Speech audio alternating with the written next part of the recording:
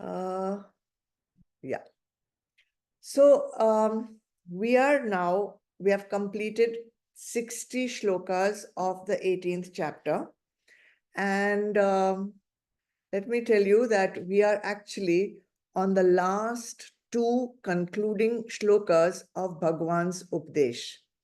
Though the Adhyay 18 moves up to 78 shlokas, these two shlokas which we are doing today is the end of Bhagwan's Updesh.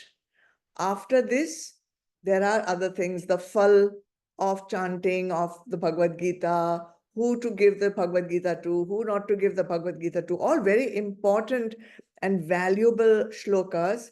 But today, Bhagwan gives his final Updesh. So it's very beautiful and it's giving the essence of the Gita to us today. That's why I said it might take a little bit longer than usual, but have patience because it will be worth it. Let's chant 61 first. Ishvara sarvabhutanam riddesharjuna tishtati brahmayan sarvabhutani yantrarudhani mayaya.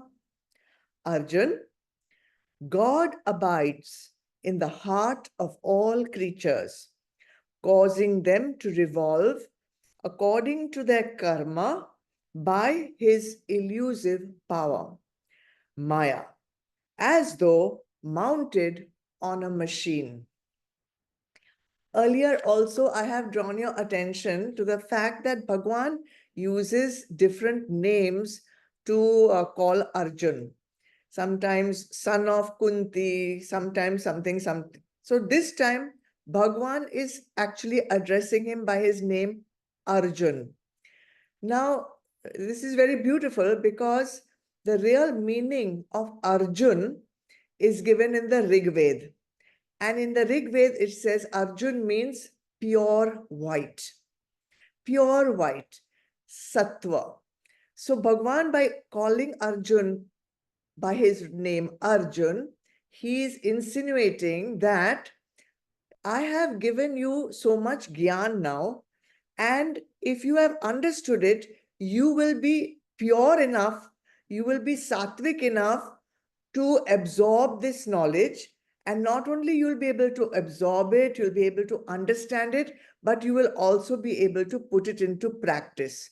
And in this case, putting it into practice would mean giving up your false delusions of not fighting the war, and you will pick up your arms again, and you will do your Kshatriya dharma, which is to protect dharma. So beautiful use of the word Arjun over here. For us also, after having studied for so many, at least a decade, the Gita, we also need to become Arjun. We also need to become pure and sattvic by following the teachings of Bhagwan. So here, Bhagwan says, Arjun, God abides in the heart of all creatures. And the word for God here is Ishwar. Ishwar is what in English we call God, not to be mistaken with Brahma, for which there is no English word, because the concept of Brahma cannot exist in any philosophy which is expounded in English. So here, God, and all of us have probably heard of this. God means G-O-D, generator, operator, destroyer. So Ishwar is that energy, that divine energy with which this entire universe has been created. This is that energy which maintains, supports, and makes everything function in the universe. And also that energy which transforms things that are perishable and gets them recreated. So this is basically what Bhagwan is talking about, Ishwar, that energy within us that makes everything happen, not only within us, in the entire universe. You can compare it to electricity. Electricity is just one thing, but if it flows through the air conditioner, for example, it provides coolness. When it goes through the heater, it provides heat. When it goes through a light bulb, it provides light. The energy is the same and it flows through everything, making all these different equipments function. Petrol. Petrol, when it's put into the car, if it is put into the scooter, it is put into the bike. What does it do? Petrol is the same, one and the same, but it makes different things of matter function. In the same way, Ishwar is pervading each and every creature, and it is making each and every creature alive. It is enlivening us. It is giving life to creatures, and it is governing these creatures according to the laws of the universe. Ishwar cannot do any manmani. Ishwar also is bound by the laws of the universe. So he will, or it, energy, Ishwar, will make everything function according to the laws which have been set down. So where exactly is this Ishwar? Bhagwan tells us in this shlok, Ishwar sarva bhutanam riddeshe arjuna tishtati. This Ishwar, God, abides, resides in the heart of all creatures. It's a very beautiful analogy. Let us say that this entire body is a temple, all right? And the heart, in a temple, there is always one Garbhagraha, one sacred place where the Vigraha is kept, where Bhagwan is kept, the sanctum sanctorum, the Garbhagraha. So Bhagwan says this body is a temple and the heart is the Garbhagraha, where Ishwar is residing. Okay? Garbhagraha also connotes a womb. Garbha also connotes a womb.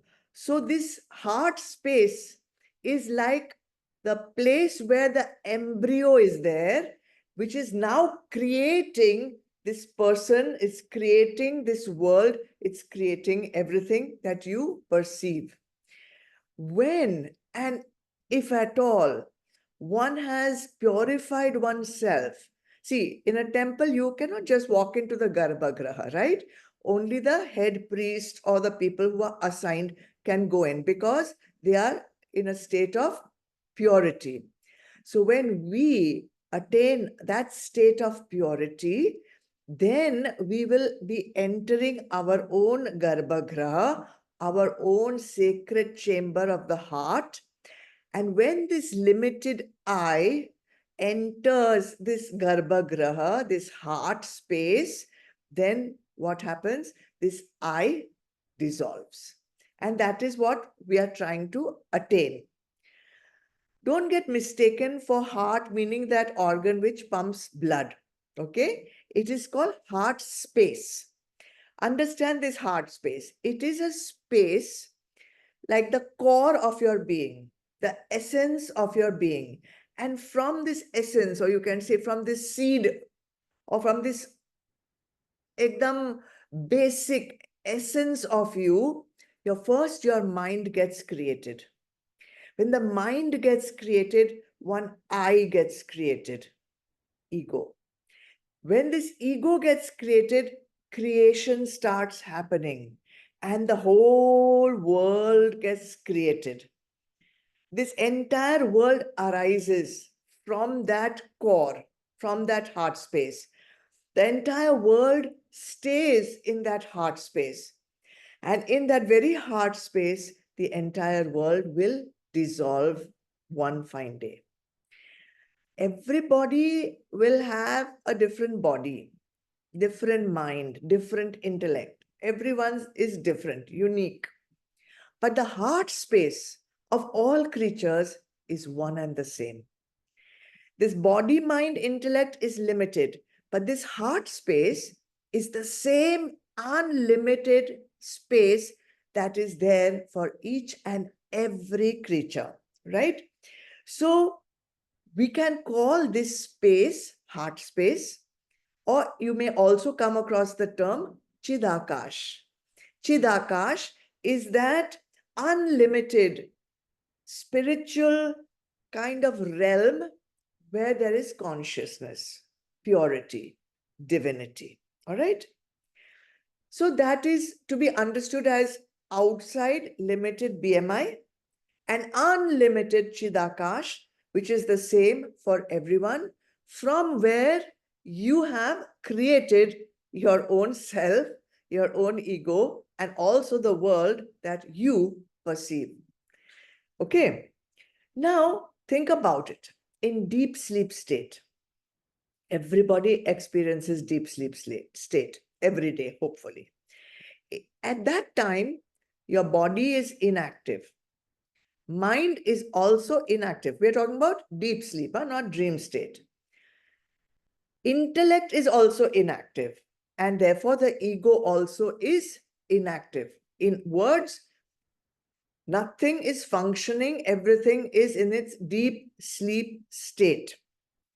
And that is the time we feel most blissful.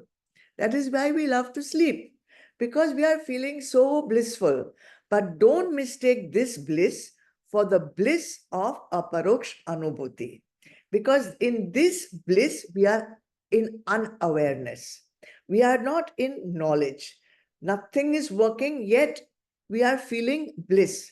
So this bliss again cannot be compared to aparoksh anubhuti, because aparoksh anubhuti will give you bliss which is permanent. But the bliss of deep sleep is temporary, only till you are in that deep sleep state. If you move into dream state, it's gone. If you move into waking state, of course, it is totally gone and you're back into Deha Nishtha. So why do we feel so blissful in deep sleep? Worth understanding. Because at that time, we are resting in our heart space. That is why I keep emphasizing the need to have good sleep hygiene. When we are in deep sleep state, we are resting in Chidakash. And in that deep sleep state, in that heart space, there is no desire. There is no bucket list. There is no intention. There is no ego. There is no rag. There is no dvesh. There is no doer. There is no enjoyer. Nothing. It's all silent. What is there is Ishwar. What is there is Antaryami. And we are resting in that space, which is our core, our essence. Now, what is the function of this Ishwar inside us? Bhagwan says, Brahmayan sarva bhutani mayaya. Bhagwan says, Brahmayan sarva bhutani, it is making all creatures revolve. Mayaya, through Maya. So what is Maya? Maya is that creative energy of the universe that veils the truth. Brahmayan means revolving. Sarva Bhutani means all creatures. Because of their Brahm, because of their delusion, because of their ignorance, all creatures are continuously revolving. Because we have not understood our true identity as divinity, this veil of ignorance makes us think of ourselves as a very limited, powerless self. And because of this, Bhagwan says, we go on rotating in endless cycles of life and death. Yantra Rudhani, as if we are mounted on a machine. Can imagine, a production line in a factory. Everything is just mounted on a machine and it just goes on and on. From here, something is put in, something is added, something is subtracted, some product is brought, something. It's just continuously moving like puppets. That's what we have become because of our ignorance. This cycle which we are continuously rotating in, you can call it Sansar Chakra. So what is the Sansar Chakra? Can be described as a potter's wheel.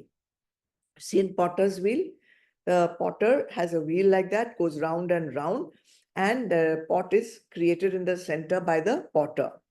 Potter collects whatever clay he has, then he puts it in the center. The wheel keeps going round and round. The clay takes a shape and it becomes a pot, right? So let us see how it works for us. The potter has a wheel. This wheel we can call the wheel of creation because it's creating the pot. So here also it is creating the universe. This wheel is creating the universe. So who is the potter? We can say Ishwar is the potter. Ishwar is the potter and he is taking whatever clay is available within us. So what is that clay which is available within us, from which Ishwar is creating our world? This clay is our vasana. Ishwar has the raw product which he has to work with is our own vasanas. He's collecting our vasanas and he's giving it a shape. And in this wheel of creation, some pot is getting created, and that pot is your life and my life. Based on your vasana, your life. Based on my vasana, my life. So both are needed. Potter is also needed and clay is also needed. Without the potter, this clay will not become anything. And without the clay, the potter also cannot do anything, and vice versa. Both are needed. So in us, this divine energy called Ishwar, working through our own vasanas, created by our own veil of ignorance, Maya, shapes our life and makes us operate in the world. If the potter is not there, means what? We will be dead. And once we are dead, there is no pot, means there is no more life. Vasana is there. Pot is not getting created because the potter has exited. We are dead. Now think about it. The wheel of creation is the same for everyone. I don't have a different wheel. You don't have a different wheel. Wheel is the same for everyone, right? The potter is also the same, Ishwar. I don't have a different Ishwar. You don't have a different Ishwar. Ishwar energy is one and the same. But what is different for everyone is the clay. My vasana is different from your vasana. It's different from everyone's vasana. It's unique for each one of us. And this unique clay creates unique pots.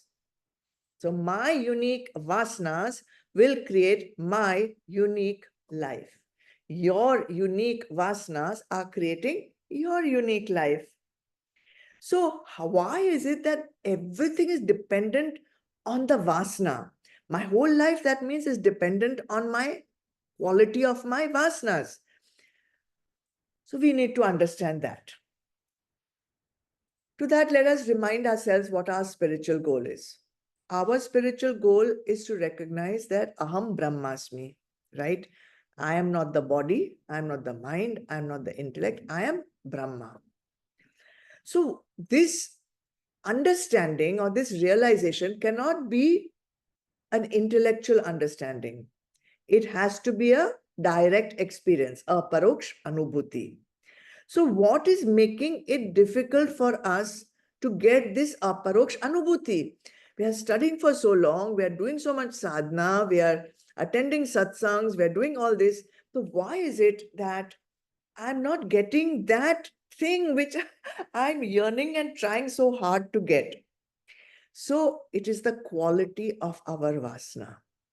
The vasanas also can be tamasic, rajasic, or sattvic, right? And if it is tamasic, that means it is very difficult to see the truth because tamas is darkness, ignorance. We are unable to see through that tamas and see ourselves as divine beings. we are totally seeing ourselves as Deha. Dehi is the one who lives in a Deh. So we call this non-apprehension, not seeing ourselves as who we truly are. And because we don't see ourselves as truly who we are, we have created an altered personality, which we call BMI, and which is the ego. Because we don't see the I, that is the divine I, we have created an alter I. And this alter I is pushing us to do actions that will serve the BMI. That is the rajas in us. So the tamas and the rajas present in our vasanas, in our sanskars, in our impressions, in our subtle body, is actually taking us in the opposite direction of self-realization, because it is pushing us to do things to satisfy, to fulfill the pleasures of the BMI. Getting it? So that is why the quality of the vasana becomes of paramount importance. So Ishwar is giving life to this BMI, and it is enabling this BMI to do many things, but all the things that it can possibly enable this BMI to do will depend on the vasanas present in the BMI and the quality of those vasanas. So that is the meaning of today's shloka 61. Let's read it once again. God abides in the heart of all creatures. You understood that? Causing them to revolve according to their karma by his elusive power, Maya, as though mounted on a machine. Now, if I am stuck with the vasanas that are inside me, is there any way out of it? And if not, then how would I ever achieve or attain a paroksh anubhuti?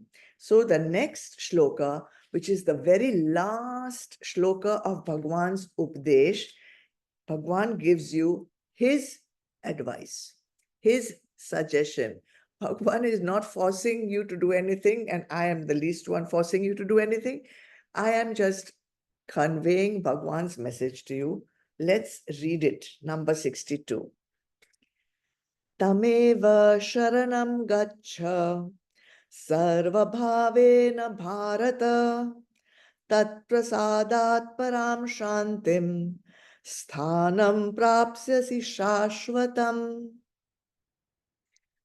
Take refuge in him alone with all your being, Arjun. By his mere grace, you will attain supreme peace and the eternal abode. Bhagwan is giving you a guarantee.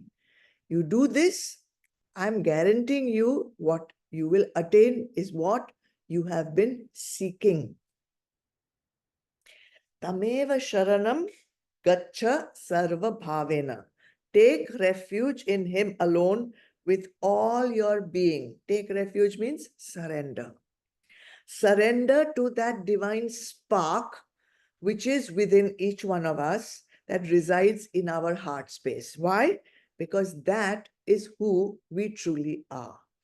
We are that divine energy. This outside upadhi, this is just a container that is helping this divine spark to operate in the world, right?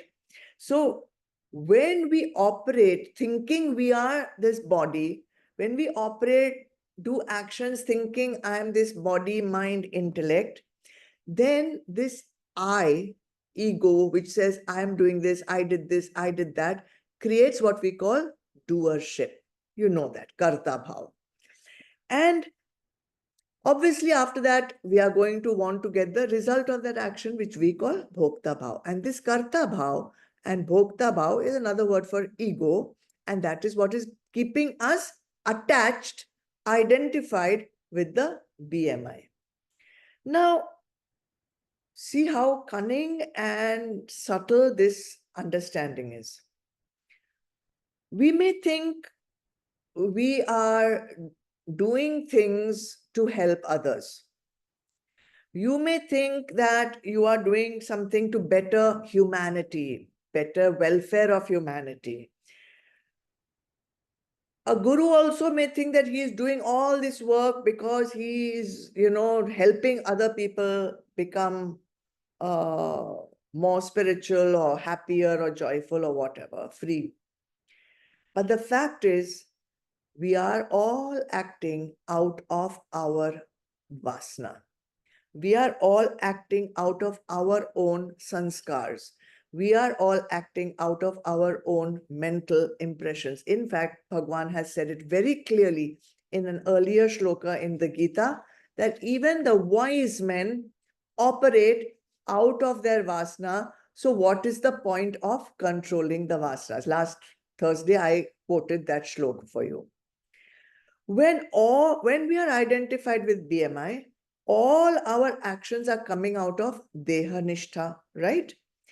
And we have this false impression that I am doing things which are good for humanity. I've not understood that even though I say I'm helping others, even though I'm saying I'm working for the benefit of others, the I is still there. I is still there. What we have to do is we have to operate. There is no choice. We have to operate from our vasanas, but with the clear nishtha that we are not BMI, but we are that which is functioning through the BMI. And that is the meaning of take refuge in Him alone. Surrender to that. Don't say, I am doing this, I am doing that, thinking, I, the great one, is doing all this. I am the chosen one who is doing all this. I am the sattvic one who is doing all this. I am the evolved one who is doing all this. So, in this shloka, Bhagwan is telling us surrender.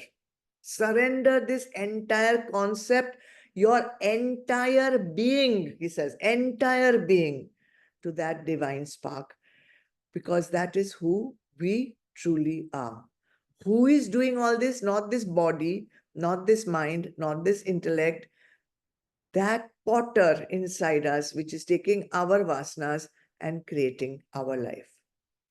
Repeatedly, I will one day sit down and write down how many times Bhagwan has asked us in the Gita, renounce your I-ness, renounce your ego, renounce your sense of doership, and simply do your duty. Simply do your swadharma, not paradharma. Do your swadharma without identifying with the body, without identifying with the mind or the intellect. Give up this false notion that I am the body. Okay? Why? Does it make sense? If there's a gold ornament, okay, in essence, all gold ornaments are only gold, right? Ornament may go on changing, but the gold will remain gold. In essence, all waves are the ocean only. They rise from the ocean and they go back into the ocean. All clay pots, in essence, are only clay. There's nothing else in that. In the same way, all beings in essence are divinity itself. And this is what we have to get firm nishtha about. But this mind is very cunning. It's very chanchal. It goes on tricking us into believing that, oh, I have gone and done satsang, I have given up the ego. The mind will tell you, I have given up the ego. I have to work without ego. Mind is tricky, cunning. The ego itself will convince us that we have no ego left. Yeah. The ego itself will try to convince us that it has given up its false identity. But what have we actually given up is what we need to do manan about. In all probability, we have given up only the tip of the iceberg of our ego. We have only surrendered that part of the ego that it is comfortable to surrender. We have only surrendered how much is convenient for us to surrender. Think about it, okay? I'm not going to cast aspersions on anyone, but I will say one thing, which is bitter truth. Taking Diksha also does not mean that you have surrendered your entire being. True or false, up to you to decide. It is very possible that your ego is the reason for taking Diksha. And it has been boosted and strengthened that I am a Diksha Shishya. Think about it. So then, what is the way to surrender? Now Bhagwan is coming to that most critical point in our life. If we want to surrender, how to surrender? Sarva Bhavena is the clue. Sarva Bhavena means with all your being. All your being. In every single way. Your every experience should be in surrender. And we can't do it because we have a wrong concept of surrender. Surrender means I have no will left in me. I have to do everything according to some other notion. No, you are surrendering to the divine. Means you are identifying yourself with the divine. How much more power can you possibly get than getting the power of the divine? But no, I can do this. I can do that. I can find this. I can overcome that. I find joy in this. I will do this. I will do that. I will earn. I will support. I will protect. I. Who is this I? Have you surrendered? So we have to surrender at all levels of our being, not just surrender in a satsang, not just surrender in a temple in front of God, not just surrender when we are in distress, because we surrender quite easily when we are in distress. And the moment the distress is over, the moment your 101 demands to God are answered, the surrender goes. Then the ego takes place again. I prayed and I asked and God gave me. Where is the surrender? So this is not called surrender. So surrender means doing all your actions with the awareness of that divinity which is within you, which is within all beings. So whoever you are interacting with, that awareness should be there that the divine is interacting with the divinity in the other. And that is the meaning of this namaste, right? So think of this BMI only as a vehicle, a chariot in which the divine is traveling. That is surrender, okay? Then Bhagwan says, do not rely on any other refuge. What does he say? Take refuge in him alone. Alone. We have, taken refuge in many things. We say, I surrender to God, but still I must have plan B. I will surrender, but I must have X amount of crores in my bank before I can fully surrender. Is this alone? Are you surrendering to God alone? No. You are surrendering to God, but you don't still have faith, that much faith in God. You want to still have those crores in your bank, right? So think about it. How much of your self How much of your mind, your body, intellect have you actually surrendered? Now, what if we can actually surrender? And I'm sure you can. And there are many people who can. It's not like nobody can do it.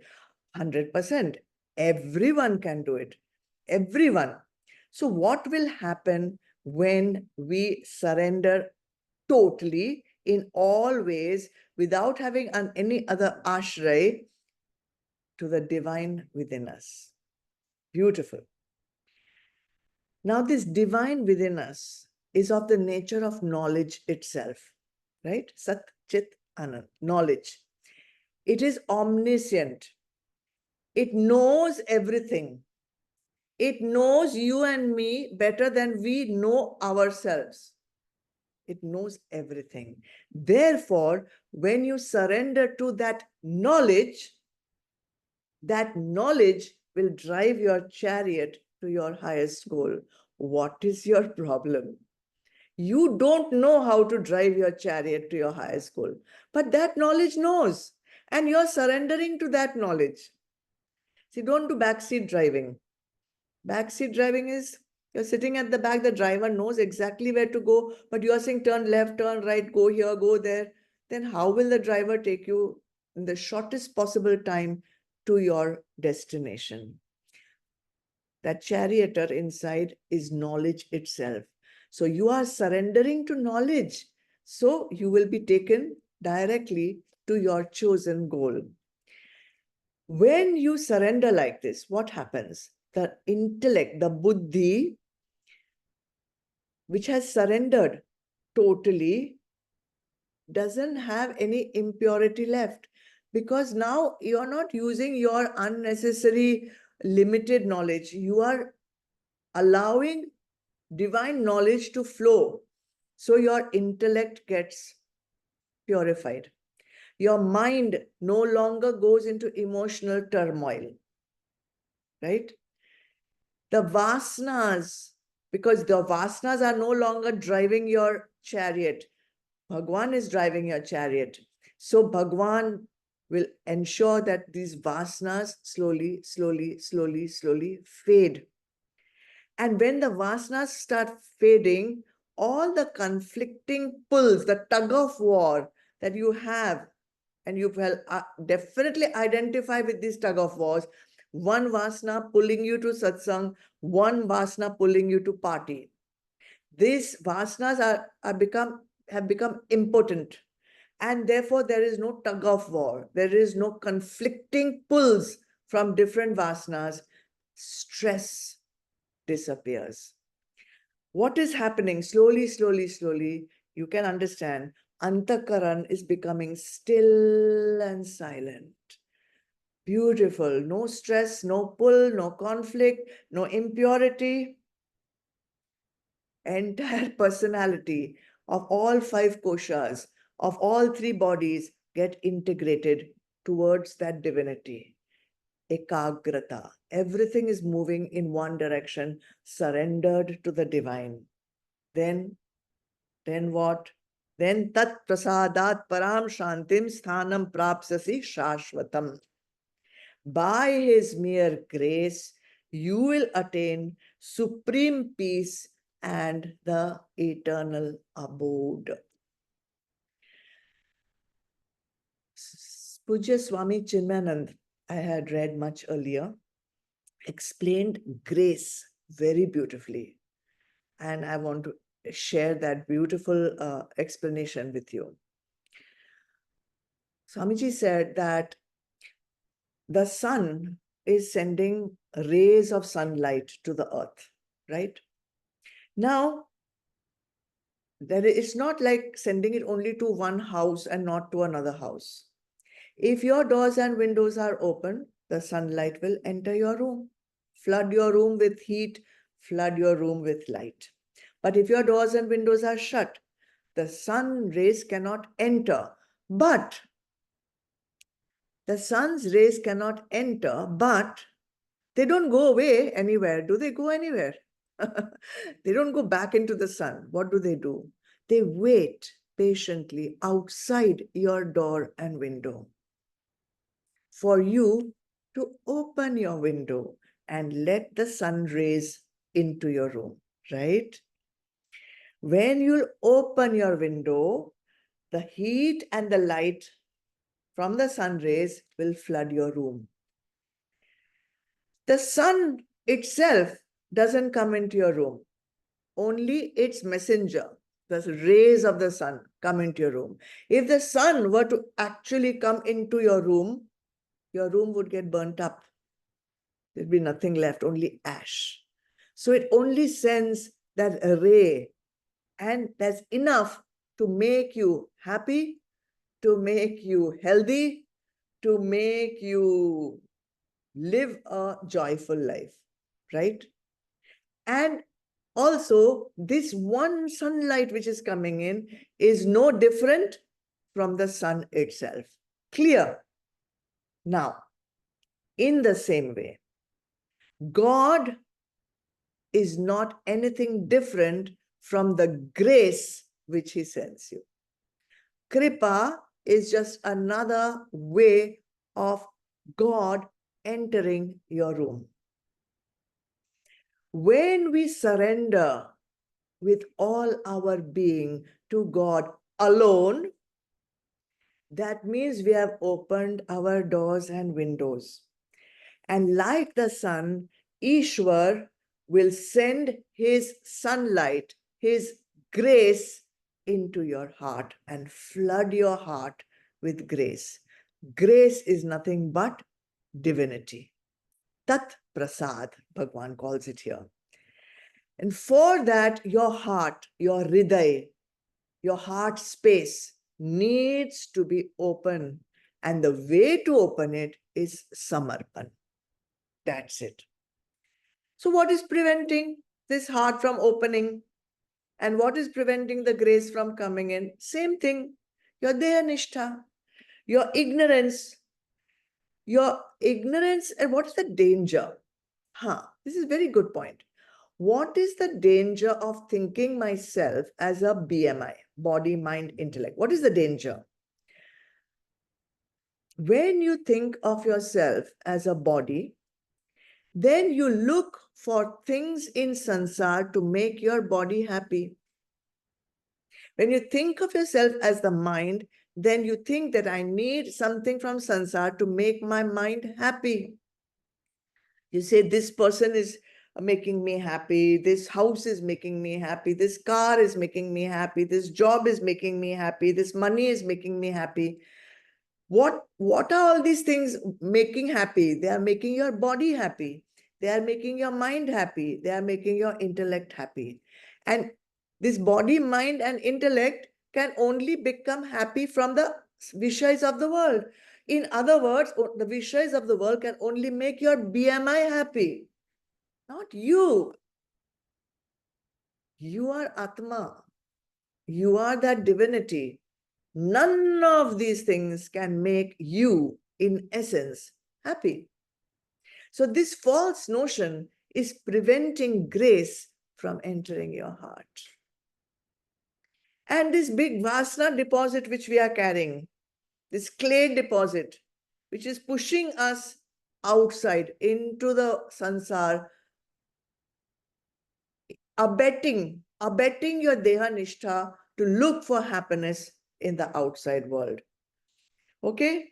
Whether your vasana is tamasic or rajasic or sattvic, if you are doing actions according to these vasanas with karta bhav, with bhokta bhav, they are going to bind you to sansar. They are going to prevent you from totally doing samarpan of yourself to that divinity within. This is your bondage. So understanding that no worldly pursuit, no matter how noble it is, no matter how sattvic it is, it cannot bring us supreme peace and eternal abode if it is done with karta bhav and bhokta bhav, meaning with deha nishtha. Bhagwan Swami Chinmayananda continued that thought process very beautifully. I will tell you about that because it's important now once and for all to get the complete idea of where you stand in your spiritual journey, what are your wrong concepts, what are your delusions, and what is preventing you from progressing rapidly towards your chosen goal. So, Swami Chinmayananda has his own wonderful style of saying things. So he says that when Ishwar sees any person, deeply interested in some pursuit, worldly pursuit of feeling happy, of trying to find happiness, Bhagwan is saying, oh, this person is finding happiness here, this person is finding happiness there. Okay. Ishwar says, let this baby play with his toys. Ishwar is saying, seeing this person so happily finding happiness in this, that, and the other, said, okay, let this baby play with his toys. When they will get fed up of their toys, they will turn to me. Till then, Ishwar is not going to do anything. They are finding happiness. They are finding happiness in their job. They are finding happiness in their work. They are finding happiness in their family. They are finding happiness in their relationship. They are finding happiness in traveling. Okay, play. These are toys. You play. So he gives the example, a mother has prepared food. Then she calls the child, come for food. The child is engrossed in playing. Child doesn't come for the food. Mother will call many times. The child will ignore, continue playing. Then if the mother leaves the child alone, eventually the child will feel hungry, right? Eventually that child will come to the mother and ask for food.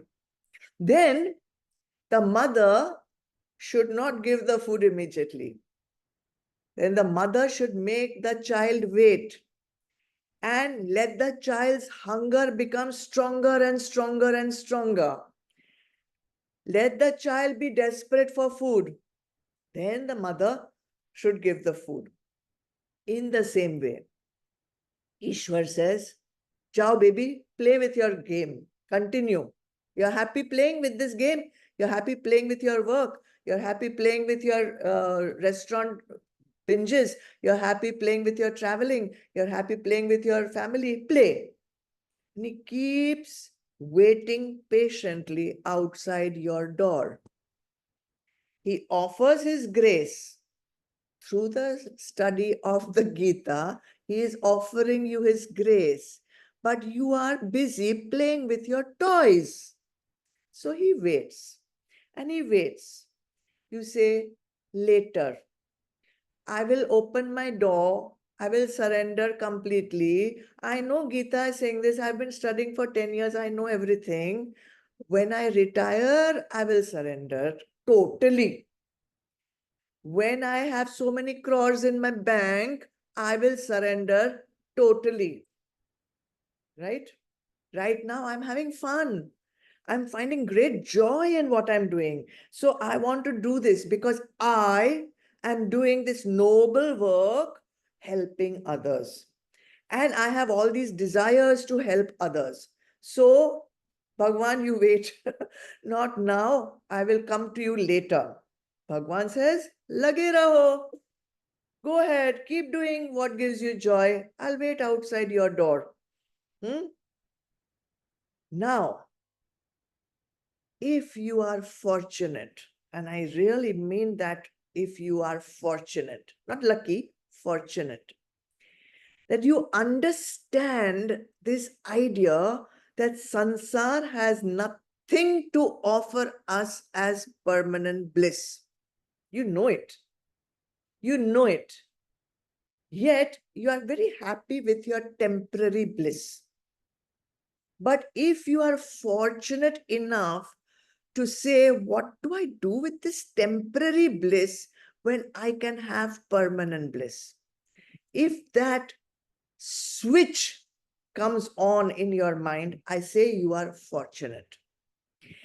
If you are fortunate, and this is a little more harder to swallow, if you are fortunate that your pursuit in finding happiness in sansaric vishayas crushes you. If what you are pursuing, what was supposed to give you bliss, actually crushes you completely, and you realize, oh my God, I wasted my energy, this is useless for me, you will be fortunate. This is for being fortunate.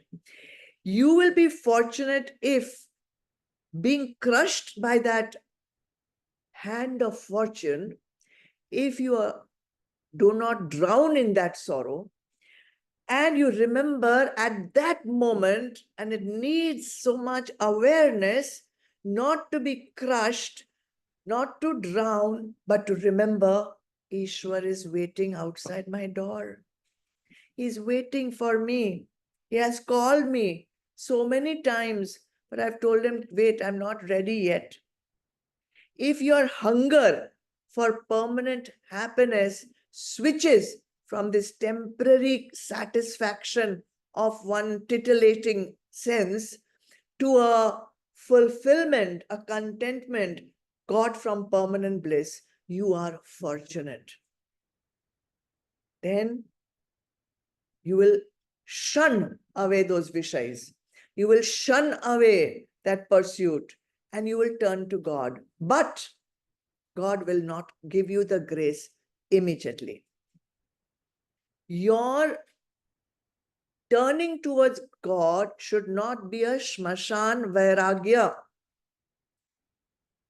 not some temporary turning towards God because you are so crushed by sansar.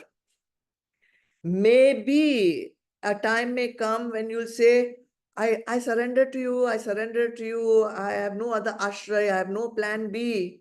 And then one new wife comes, one new job comes, one new house comes, one new car comes, one new whatever comes, and you turn again over there. So Bhagwan waits a little bit more. Let your hunger for permanent bliss become stronger, more pakka, more mature. Let it be a burning desire. Mumukshatva. Nobody has mumukshatva if they're still looking for desires to be fulfilled in the outside world. That is not mumukshatva. Mumukshatva means yearning for God with full intensity. Full intensity. Now, if your yearning for peace and quiet becomes more important than the pleasure of your worldly pursuits, I'll repeat that. If your yearning for peace and quiet becomes more important for you than the pleasure of your worldly pursuits, then Bhagwan opens a window, the window opens, and he floods your heart with grace, kripa. Then you attain supreme peace and the eternal abode. Aur kya chahiye? Everything has been explained clearly to you. What is preventing it? What can make it come? Why it is happening? Why it should not happen? Tat prasadat param shantim sthanam prapsasi shashwatam, eternal. Now, if you will see Shlok 63, Bhagwan says, I am giving you, I'll read it because we are not doing it today, don't worry. Thus has this wisdom, 63, the most profound secret of all secret knowledge, been imparted to you by me. Bhagwan is telling Arjun and to you also. Deeply pondering over it, do as you like. Do as you like. You have got the most secret knowledge of all secret knowledges. Do what you like. What will you do? What is the secret for us? What are you taking home from this wonderful shloka? one. Become Arjun. Become Arjun means become pure, become white, become sattvic through karma yoga. Then surrender to the Lord within you, bhakti yoga. Then understand I am not the PMI, I am Brahma, Gyan yoga. These three things you have to do. Bas. Grace will flood your heart and your true identity will be revealed to you. You will attain supreme peace and eternal abode. Supreme peace is the meaning of Anand. Anand doesn't mean being excited and happy and ha ha hoo hoo. Anand means supreme peace. That's the meaning of bliss. Bliss means supreme peace. And that supreme peace is the prasad, the grace, tat prasad. It is the fruit of studying the Gita. And the prasad is all yours for the asking, all yours for the taking. Bhagwan is offering, but you have made him wait outside your window. Okay, open it soon. You remember we studied the Ishavasya Upanishad a year or two back. The very first mantra of Ishavasya Upanishad gave us this very same Updesh. I'll read it. All this, whatever moves in the universe, is a dwelling place or clothing for Ishwar. By renunciation of your ego, by renunciation, it should be enjoyed. You can enjoy everything in the universe without the ego coming into play. Do not covet anybody's wealth. Ishavasya Upanishad, mantra number 1. No more Updesh to give. Bhagwan has spoken his words. The ball is in your court. Do as you like. Bhagwan is telling you, do as you like. Okay? I'll complete the rest of the shlokas of 18th chapter, but these two are the concluding shlokas of Bhagwan's Updesh. Those of you who are lucky, fortunate to have joined today have understood the entire technique.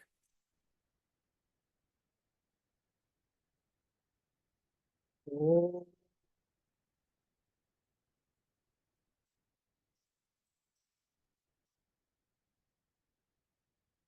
Oh.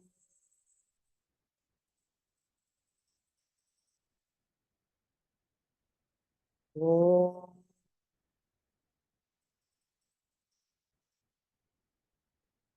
Asato ma Sadgamaya Tamaso ma Jyotirgamaya Mrityurma Amritam Gamaya.